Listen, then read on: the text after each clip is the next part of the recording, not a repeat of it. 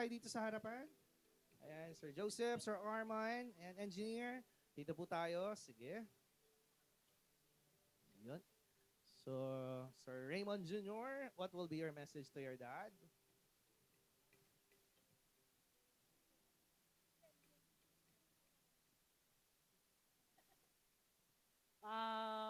Magandang gabi po sa inyong lahat.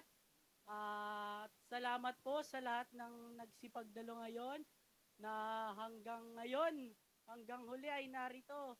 Nawa kayo ay pagpalain ng poong Diyos. Maraming salamat po sa presensya. Sa presensya pa lang ay okay na okay na. No, hindi na kailangan magbigay ng mga regalo. Salamat. At kay Daddy, happy birthday! Salamat sa mga sakripisyo na hindi mababayaran ng salitang salamat. No? Maraming salamat sa pagbibigay ng buhay. Salamat sa biyaya ng buhay. Kung wala kayo, wala ako. At kapag tayo'y nahihirapan na, kapag tayo'y walang-wala na, wag mabahala, na sereno ang bahala. Amen. Thank you po. Thank you so much. Ayan. And of course, Sir Joseph, pagkakataon mo na to para magbigay ng mensahe. Naiyak ako. Ano? Hindi, ano. Kinuha ko yung script ko eh. Hindi, Adi, happy birthday. Low. Happy birthday, D. Yung medyo matagal to, mga 1 hour. Yung yung tatay ko po, pag nakikilala niyo po siya ng lubusan, tahimik lang po yan lagi. Kahit sabihin niyo pong galit yan, hindi po yan umiimik kahit sa amin po magkakapatid. Kay MJS ah. Hindi, yung tatay ko po, sobrang humble po niyan. Lalo na po pag, lalo na sa mga nakakasalamuhan niya po. Yung tatay po namin, matagal po namin hindi nakasama, lalo na yung pagkabata po namin. Si Muntoy lang po ata yung swerte kasi may, may kotse na po yan nung paglabas. Pero kami, yung nanay po namin, siya po yung naging, anong tawag dun ma? Basta siya po yung naging tatay namin nung nasa abroad po yung daddy namin ng 15 years. Tama ba? May premyo ba ako nun?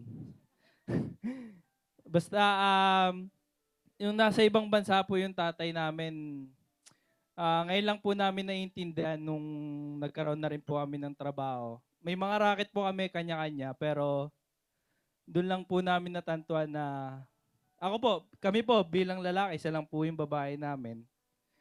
Bilang lalaki po, siya po talaga yung bubuhay sa pamilya niya. Kaya ngayon po, naiintindihan na po namin. Hindi pa, ikaw muna. Hindi, tsaka po, lalo na napagtanto ko po na nung nagtrabaho po ako sa airport, hindi lahat ng umaalis sa bansa dumadating may kanya-kanyang emosyon po. Tsaka ko lang po naintindihan na kapag inatid po namin yung tatay namin sa airport, di na po siya lumilingon sa amin pagpasok po ng airport. Kasi bilang siguro bilang tatay po na masakit po sa pakiramdam na iwan niyo po yung pamilya niya sa Pilipinas, tapos magtatrabaho po sa Pero ngayon po, naintindihan na po namin kung bakit niya po ginagawa yan para sa pamilya. Nayak na ako, napainom na ako eh. Hindi, tsaka, magtrabaho kayo dyan. Hindi, tsaka kung ano lang po, kung ano po yung dahilan kung masisipag po kami lahat, dahil po sa kanila yon. Tinuruan po nila kami na tumayo sa sarili naming paa. Siyempre, di naman po namin naintindihan yung dati. Pero ngayon naintindihan na po namin kung bakit. Tsaka,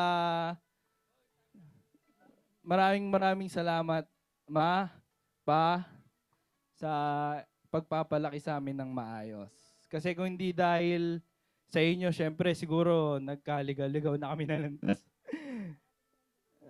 Tsaka hindi kami mga team ng catering. Yun lang. Kung ano yung reflection namin bawat magkakapatid dahil po sa pagiging disiplinado po ng aming nanay at tatay. Yun lang. Maraming salamat po. Yes, thank Thank you you so po. much. And of course, this Love time, you, Daddy. Kiss. Di naman namin nasabi araw-araw, pero ngayon lang. Lagi kasing lasing. may pahabol pa. Tawagin naman natin si Sir J. Richmond Gapi, ang kanilang diko. Ay, happy birthday po, Di. And thank you po sa lahat na nagpunta. Sa time na nilaan niyo po. And maraming salamat po. Happy birthday, Daddy. Thank you sa mga sacrifices mula nung mga malilate pa lang kami. May fireworks, wait lang. Thank you sa lahat ng mga ginawa mo sa amin simula bata hanggang ngayon. And lahat ng mga ginawa mo, lahat nakikita namin lahat ng sacrifices nyo.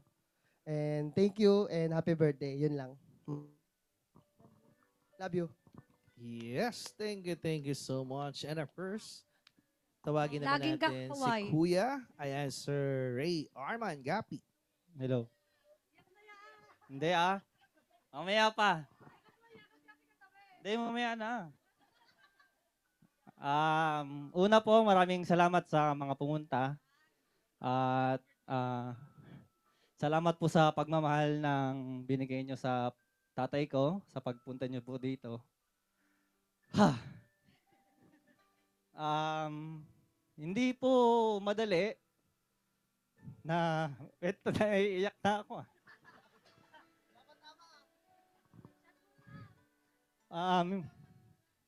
Hindi po madaling maging kuya.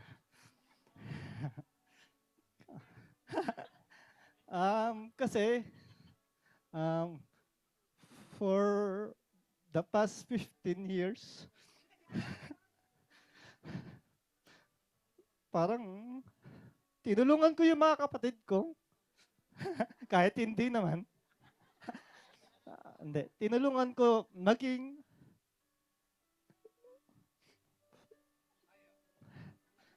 isang example ng pagiging ama.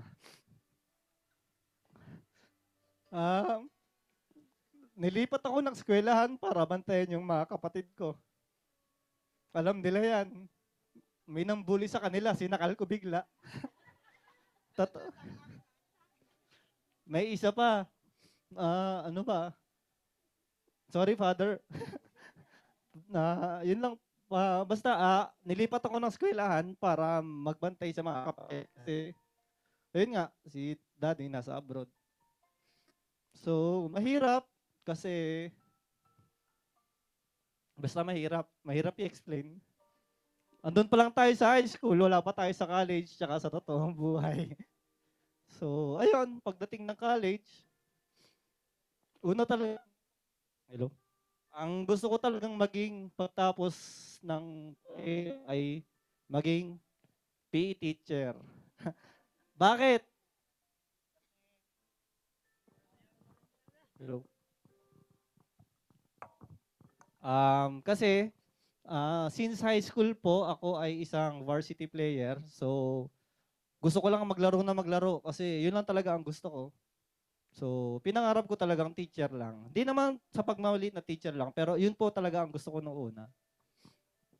Pero na-realize ko na syempre, gusto kong maging katam din ng tatay ko kahit lagi kami magkaaway. Hindi kami magkaaway pagdating sa totoong buhay, pero alam ng mga arkitekto yan, tsaka ng mga engineer. Di ba, Tito Jun? So, ayun. Gusto paliitin yung poste, pero hindi naman talaga kaya. So, yung mga biga, gustong itago kahit hindi naman kaya. So, lahat yon pinag-aaralan, pero lagi kami nag-ano ng yan yung lumabas sa analysis, hindi natin gagawin, hindi natin kayang gawin. So, yun lahat. At salamat kasi kung hindi ka nagsumikap, hindi ka nagpursige, wala ka sigurong civil engineer ngayon. So, pasensya kasi medyo, ayun, pasaway, masakit ang ulo, at hindi natulungan ng personal dahil sa pangangailangan at nagtrabaho sa labas, pero lahat naman ng kaya kong gawin, binibigay ko kay Daddy. So, pagdating sa paggawa ng plano, pag-analyze, pag-render, lahat ginagawa ko para sa kanya nang walang bayad. Ngayon naniningil na ako kasi, sorry, pero nagpapagawa po ako ng bahay. So, ayun, naniningil na ako ngayon. Pero, lahat yon tinuro sa akin ni Daddy. Simula pa lang na nag-aaral ako, tinuro niya sa akin kung paano gagawin yan, paano gagawin to. Yun ang hindi ko natutunan sa eskwelahan. Paano makipag-usap sa tao, paano magkaroon ng konsiderasyon, paano makiusap na buhusan niya para makasingil tayo. So, lahat po yun tinuro sa akin ni Daddy. So, sana, pagtapos ng isa naming kapatid, ako na sasalo lahat ng problema namin. Tama, Tito Jun? Bibigay mo kay Paulo? So, ayun. Happy birthday sa pinakamagaling, pinakamahusay na arkitekto na nakilala ko. Ang aking tatay, Architect Raymond Gapi. Yes, thank you so much, Engineer Ray Arman Gapi. And of course, Oh. this time we're giving the floor to Ma'am Juby. Bago po ako magsalita, tawagin ko po muna yung unang naging anak nila. Si Tito Bokbok. Kasi siya yung laging kasama pag nagde-date. Uy, mag-message ka. Tara na dito, Lola Ganda. Si Lola Ganda po yan ni Eyo. Naiiyak na talaga. Pasensya na po. Bigyan niyo po yung time sa amin ngayon. Dali, dito ba ikaw na? Siya po yung unang baby nila. Kasi sila po yung bunso siya po yung bunso nila mama. Naiyak din ako. Ayan. Gagamitin ko na yung pagkakataong ito. Siyempre kay Kuya Imon at ate. Maraming salamat.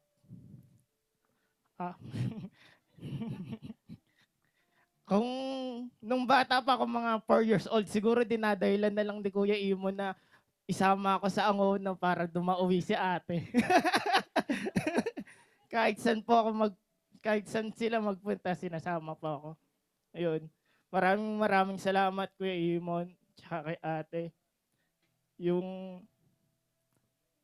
hindi lang kayo naging kapatid sa akin, naging nani at tatay din. Kung anong mga blessings sa inyo, nadadamay din kami magkakapatid. Ayun, maraming salamat. Thank you. Power hug. Yes, thank you so much, Sir Bok. Ayan. Meron pa po si Benok. Asan na si Benok? Let's get it on. Be, ikaw na bago ako. Bilisan mo. Last po si Enoch, last. Si Benok muna. Daddy Benok muna. Mamaya ka na. Daddy Benok. Si Benok. Gusto na ni Seyos Thanks. magbigay ng message. Mami first. Dito ka, Be. Tabi ka kay Daddy. Mayak ka, ah. Lasing. Happy birthday to. Una, salamat sa pagtanggap. Pangalawa, salamat sa pagmamahal. Lalo na kay Enoch. Lagi lang kami nandito ni Juby. Huwag mo na kami palalayasin para di kami makalis. Hindi namin kayo pababayaan ni Mami. Kahit na anong pagsubok, dadamayan namin kayo. Hindi kami mag-asawang tumulong. Dahil kung ano meron yung asawa ko ngayon, ay yung si Juby ngayon, dahil sa inyo yun, dahil sa iyo yun, dahil sa pag-isikap mo, hindi dahil sa ibang tao. Kaya lagi lang kaming nandito, kahit anong mangyari, hindi kami mawawala sa tabi nyo. Huwag nyo na kami palalayasin sa bahay ninyo. Maraming salamat, Tito. Happy birthday po. Hello. May kodigo po ako. Kasi pinaghandaan ko talaga to, Daddy. Sabi mo, Happy birthday, Daddy. You and Mama deserve more than this. Hindi. I have witnessed all your sacrifices and love for us. And these are the reasons why I'll always be grateful to be your daughter. English yan, Daddy. Chat GPT. 15 years as an OFW is not easy. Hindi ka kasama sa mahalagang okasyon tulad ng graduation, birthday, family outing, at iba pa. Si Daddy ang nagbukas sa akin ng pinto para maging photographer. Kahit ang trabaho ko po ay guidance counselor. Ikaw ang nagbigay sa akin ng camera. Actually, sabay pa tayo nung nagpipicture sa Quiapo. Hanggang sa naging business ko na to, tsaka nagkaroon na ako ng sarili kong studio.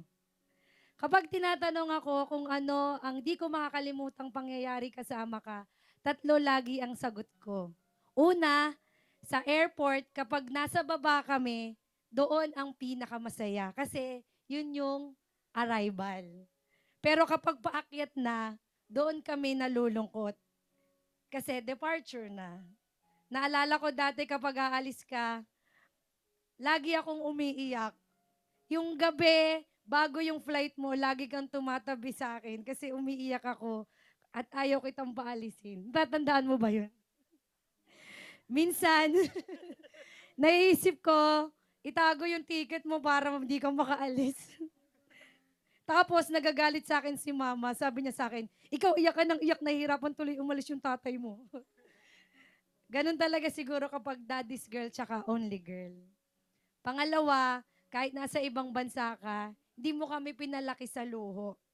Kapag may gusto kami, lagi mong sinasabi, o sige, bibilin natin yan pero hindi tayo kakain ng 1 buwan. PSP lang yung naalala kong binigay mo sa amin. Hati-hati pa kami nung magkakapatid. Naalala mo yun? Pero dahil doon, natutunan ko na kapag may gusto ka, dapat paghirapan mo. At ngayon, kitang-kita kung gaano kami kasipag, independent na magkakapatid pagdating sa hanap buhay. Hindi ko makakalimutan ang sinabi mo minsan nung nag-iinuman kayo kasama yung mga trabahador mo. Pangatlo na to. Sabi mo sa kanila, wala akong malaking bahay, wala akong mamahaling alahas, wala akong magarbong kotse, pero pumasok ka sa bahay namin. Tignan mo kung saan nag-aaral yung mga anak ko. Isang graduate ng Lasal, Binild, Mapua, Letran, Pilska, yan na yung nakapagtapos. Parang dati, inaangkas mo lang ako sa bike papunta sa school. Natatandaan mo yun? Kapag meron ka, hindi ka madamot. Napakabilis mong magbigay. Donate dito, donate dyan, para sa namatayan, para sa nakulong, natatay, kahit sa mga batang kalye. Minsan napapagalitan ka namin kasi sobra ka. Pero ngayon, naintindihan ko na, kapag hindi ka madamot, mas maraming blessing ang dumarating sa'yo. Lagi niyong tatandaan ni Mama na nandito kami ni Benok para sa inyo. Kasama kayo sa plano namin. Kaya siguro hindi pa kami makasal kasi gusto pa namin mabigay sa inyo yung gantong celebration ni Mama. Kaya siguro next year pwede na, di ba? Thank you, Daddy, for all your sacrifices. Ngayong magulang na rin ako, mas naintindihan ko kung gaano kabigat ang ginawa niyo para sa amin noon. We will always be your one call away. Kasama kayo sa plano namin ni Beno, kahit maging financer pa kami kapag kinapos kayo ng budget sa construction. Okay lang, hindi namin kayo pagdadamutan. Thank you sa pagmamahal mo kay Enoch. Yan ang pinaka-best na regalo ko na mabibigay sa iyo ngayon. Happy birthday, Daddy! I love you, stay healthy, more travels together as a family. Kasi ito yung pinagkait sa atin nung bata pa kami. Sana nagustuhan mo yung birthday mo ngayon. I love you. Yes, thank you so much, Ma'am Juby. And of course, this time, and say yes, what will be your message? Ay, ayaw. And of course, pakinggan naman natin ang message ni Ma'am JB. Yan. Una ko Sir, na po. si ano mo na po siya? Ayan. Yes. Sige na, patay tayo dyan. Ano? Umiyak na. Inaantok na yung apo ko. May sasabihin pa naman kay Daddy. Masasabi ko lang po maraming salamat po sa lahat na nagpunta rito sa birthday ni Daddy. napasaya niyo po si Daddy. Kaya ngayon po, ang message ko kay Daddy, Daddy, lasing na? Si Daddy po, pinakamasipag po talaga to, sa totoo lang. Kahit masakit na po yung balakang, maaga po gumigising para po pumunta uli sa site sa Laguna. Kahit umaangal na po, antok pa. Pero ginigising na ho na maaga para po pumunta sa site. Ngayon po, tumatanda na, sumasakit na po yung balakang. Kaya sabi ko, pwede naman po mamahinga bago pumunta po uli sa site. Kaya lang po talaga dedicated po talaga siguro sa hanap buhay. Para po siguro talaga, yun po talaga kaya yung hilig-hilig po niya. Kaya sinasabayan po namin ng alis. Kung saan po siya, nasa Laguna, kami naman po nasa Marikina. Nandiyan po yung mga tao namin na doon sa dulo. Salamat sa kanila kasi tinutulungan nila kami, pero tinutulungan din namin sila. Hindi naman po kami kumikita ng malaki po sa project. Basta po meron lang po pangkain sa araw-araw. Yun lang po yung ano namin. Basta po makatulong din po sa mga taong nangangailangan sa amin. Yun lang po. Kaya maraming salamat kay Daddy. Happy birthday. Thank you so Thank you. much. Ayan. And of course, Architect Raymond, we're giving you the floor now. Unang-una, nagpapasalamat ako sa panahon na good weather dun sa ating naging St. Clair, nag-alay kami kanina. Itlog-itlog, pero whatever it is, ang sabi namin, chinek na namin yung weather. Okay naman, pero at the end of the day, nagpapasalamat kami sa inyo. Hindi na namin isa-isahin lahat yan dahil nagme-message kami, binubungaan namin, so binibigay namin sa inyo yung aming pasasalamat na kami ay biyaya. Kung malay mo, kunyari, sometimes hindi natin na fulfill yung ibang items or whatever it is, but pinupursigin namin yung aming pagkakataon. Ang mahalaga, nandito tayo, we are invited. Nagpapasalamat kami sa inyo. At maraming salamat sa inyo. Masaya ako dahil hindi mo ako iyak eh. Pero whatever it is, the point is dapat pasalamatan yung pagkakataon dahil we don't know whatever it is kasi anytime, any day, any hour, any minute, something happens kasi naranasan ko yun. And we don't want to relate kasi 3 times kasi sa family namin, yung whatever it is, ganyan. Pero at the end of the day, positive lang tayo. Pinapasalamatan namin si Father Robert, yung aming pilgrimage community.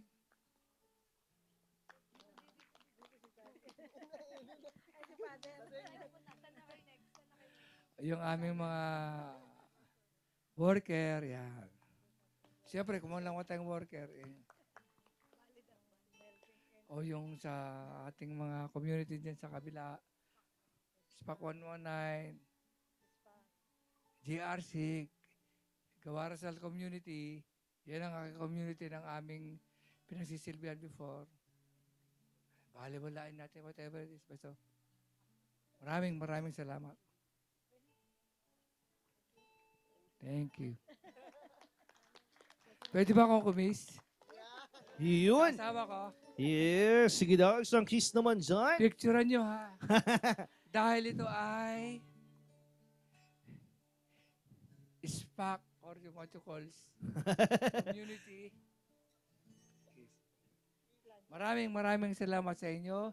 Kung paplantsahin kayo, kasama kayo.